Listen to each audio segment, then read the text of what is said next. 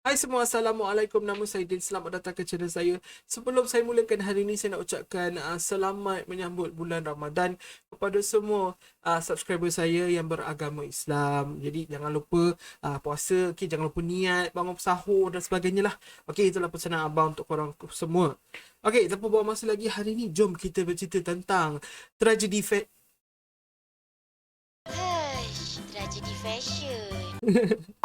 Okey, tanpa buang masa lagi, jomlah kita bercerita tentang Feng. Kenapa? Sebab hari ni adalah hari lahir Feng. Tak tahulah umur dia yang keberapa, okey? Mungkin dia sama umur Bobo Boy, tua daripada Bobo Boy, kita pun tak tahu. Apa-apa pun, jom kita cerita sikit lah pasal budak bayang ni. Asalnya saya nak buat video 5 fakta menarik tentang Feng, tapi saya rasa ke at this point kan, semua orang dah tahu tentang Feng. Okey, 5 fakta menarik tu pun saya rasa orang dah tahu. Jom kita cerita je lah, okey, pasal Feng sikit daripada awal. Lepas tu obviously saya akan tambah teori sikit. Okey, ini bukan video Abang Din lah kalau tak ada teori kan. So jom kita cerita sikit pasal Feng. Feng, nama sebenar dia adalah Feng. Okey, yang kalau korang ingat nama Peng atau Pang itu, itulah ada nama manja yang dipanggil oleh Kaizo. Sebab masa Feng kecil, dia tak boleh sebut nama dia sendiri, jadi dia sebut Pang. Jadi Kaizo ni atas rasa sayang ke manja ke I don't know, Kaizo panggil dia Pang, teruskan panggil dia Pang. Lepas tu dalam lama Kaizo ubah lah jadikan Feng, sebab nama betul dia Feng. Feng dan Kaizo ni diorang adik-beradik kan. So diorang berasal dari satu planet dipanggil planet Gogo Boogie. Saya akan cerita lebih berkenaan Feng dan Kaizo ni dalam saya punya review untuk Bobo Boy Galaxy musim 1 isu yang ke-7, Ledakan Cahaya, yang akan keluar dalam beberapa hari lagi. So saya akan cerita lebih, tapi apa-apa pun diorang ni datang dari planet Gogo Boogie, tu nama planet dia. Feng first kali masuk dalam Bobo Boy adalah pada hujung musim yang pertama. Pada episod terakhir, last kali Feng ada macam bertemu dengan Bobo Boy di stesen kereta api. So itulah the first time tengok Feng, tapi masa tu tak tahu siapa. Dia dipanggil budak misteri. Salam Kak Maya.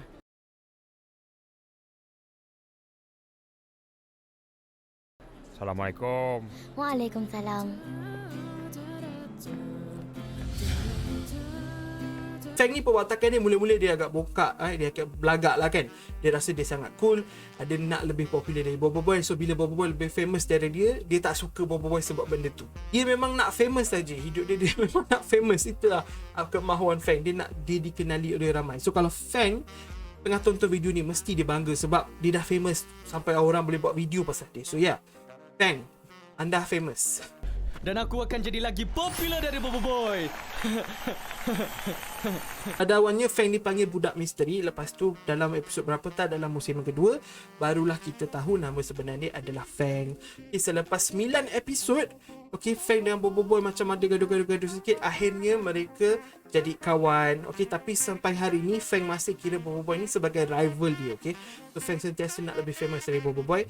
Feng sentiasa nak cakap dia lebih kuat dari Bobo Boy. So Bobo Boy pun jadikan Feng ni macam ya, macam lawan dia. So diorang adalah, diorang punya apa, diorang punya chemistry tu macam tu lah. Okay, macam Naruto dengan Sasuke pada awal-awal tu dan selepas penghabisan tu. Bercerita tentang Naruto dan Sasuke, saya ada sedikit teori. Saya rasa Feng punya appearance, okay, apa yang kita nampak dari Feng, dia punya pakaian dia, okay, warna baju dia sebagainya, dia punya inspirasi datang daripada karakter Uchiha Sasuke, daripada Naruto dan Naruto Shippuden. Yelah, warna dia kan, warna dia. Lepas tu kebetulan pula kawan dia ataupun orang yang dia rival dia tu adalah somebody yang pakai baju warna orange, Naruto dan Bobo Boy. So yeah, saya rasa teori saya ni ada benarnya. Feng dia punya inspirasi dia, pakaian dia datang daripada Uchiha Sasuke. Tapi kuasa dia pula diinspirasikan daripada Nara Shikamaru, satu lagi karakter Naruto, antara karakter paling besar dalam Naruto, karakter paling bijak dalam Naruto. Nara Shikamaru atau Shikamaru Nara, depends on korang datang dari mana, tapi itulah basically saya rasa, itulah teori saya. Okay, karakter Feng ni datangnya daripada situ. Feng pernah mempunyai kuasa untuk fasa melalui benda-benda yang solid. Okay, benda-benda yang apa bahasa Melayu solid lah, tak berarti saya cerita screen lah solid tu apa.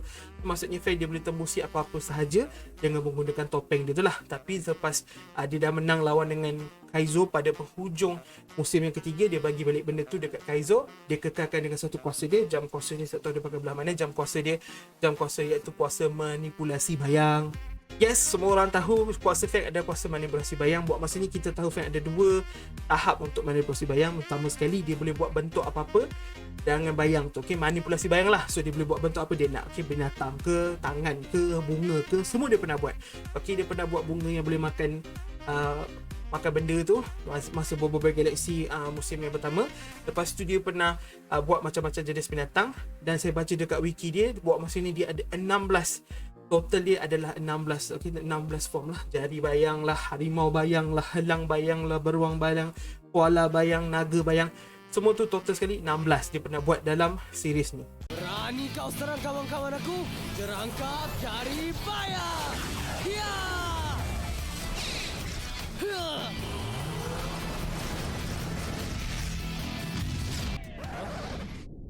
Tragedi fashion. Apa kau cakap? Ish, tak boleh jadi ni. Insektivora pokok bayang.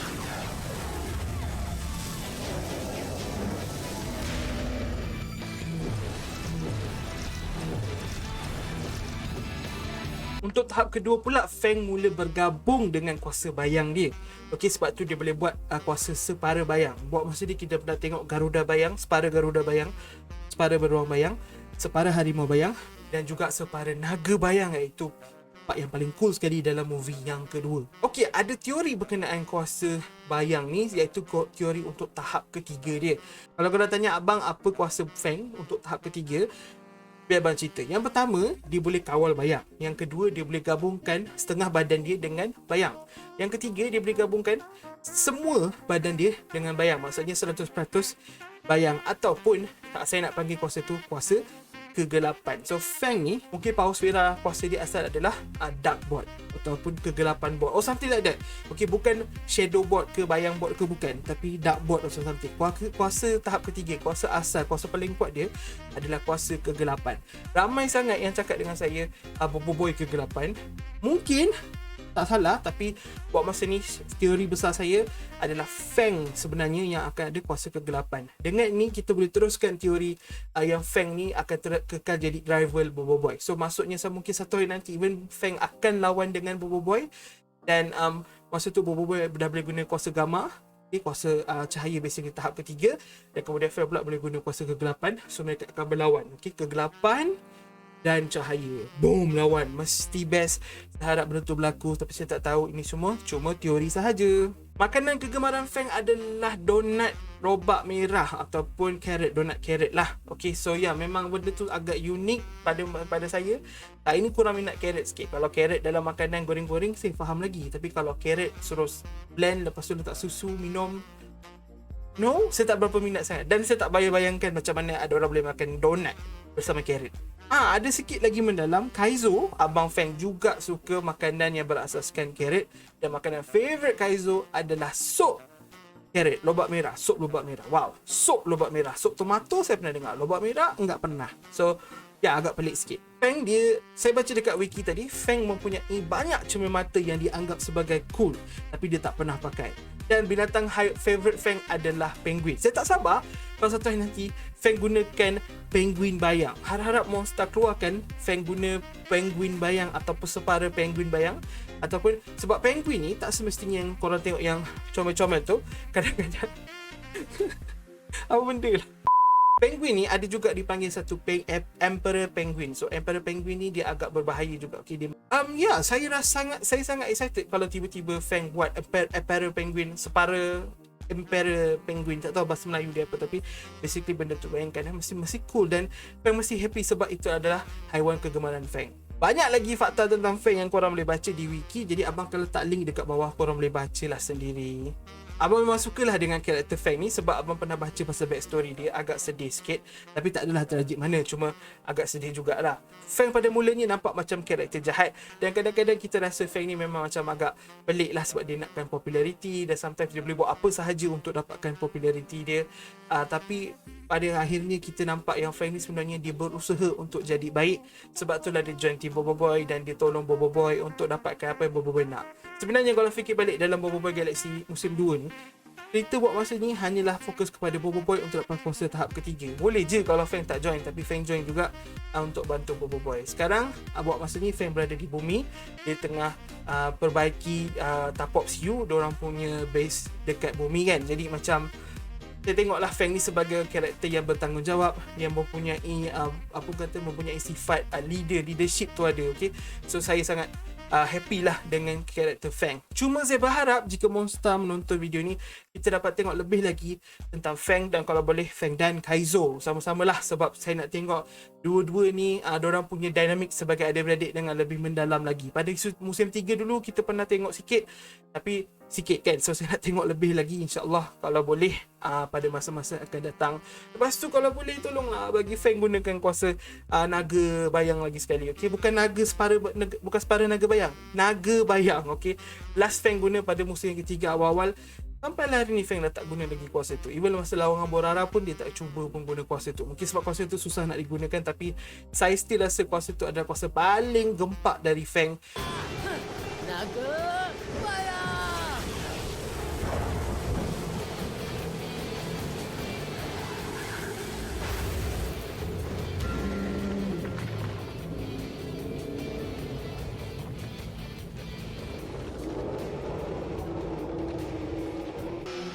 Ha, kalahlah kau.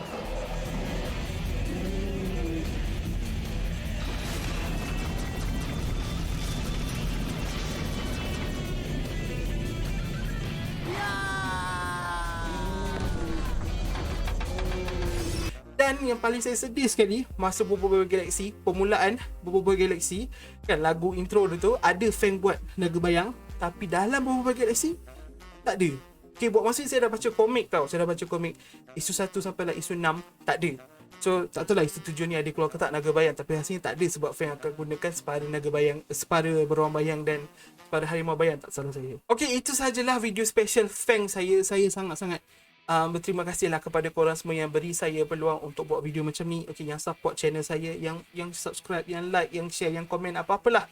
Terima kasih banyak-banyak. Hari ni hari puasa pertama. Saya dah puasa ni, tengah puasa sekarang ni. Tengah fikir, alamak dah haus macam mana. Tapi tak mengapa, sebab saya suka buat video untuk anda semua. Dan saya memang enjoy lah buat video Fang ni. Okay, saya baca sikit kat wiki, lepas tu sekarang saya cakap. Tak ada skrip pun. Tak ada skrip, semua apa yang saya baca tadi.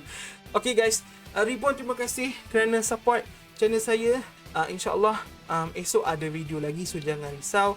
Video esok special sikit atas permintaan salah seorang subscriber saya, Aldi Ramadan. Nama pun Aldi Ramadan. Dia suruh buat something, nantilah korang tengok sendiri esok. Apa-apa pun, ini sahaja daripada saya. Sekali lagi terima kasih. Saya tahu beberapa orang baru subscribe channel ni, jadi saya nak ucapkan selamat datang juga. Dan ya, okay, happy birthday kepada Fang. Selamat berpuasa. Dan jumpa lagi di masa akan datang.